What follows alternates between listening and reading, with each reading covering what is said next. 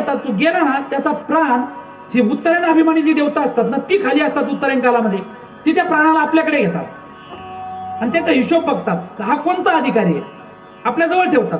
आणि ज्यावेळेस दक्षिणायन येईल त्या दक्षिणायन कालाचे जे अभिमानी देवता असतील त्यांच्याकडे त्याला सोपवतात आणि म्हणतात हे तुमचं गिराय काय उचला.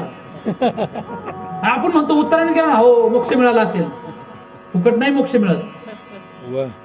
आणि दक्षिणायनचं तसंच आहे. एखादा पुण्यवान मनुष्य आहे, प्रारब्ध कर्माने दक्षिणायन मध्ये प्रारब्ध कर्म संपलं, शरीराचं कर्म संपलं, मग ती दक्षिणायन देवता त्याचा हिशोब करतात, आपल्या जवळ ठेवतात. आणि ज्यावेळी उत्तरायण लागतं ते उत्तरायण अभिमानी जे देवता असतात त्यांच्याकडे ते सोपवतात आणि आता तुमचा गिराय करून ते घेऊन जा असं असतं. आणि आपण तिथं समजतो उत्तरायण गेलं का वा किती पापी असेल मुक्त झाला मोक्ष मिळाला, नाही एवढं सोपत नाही.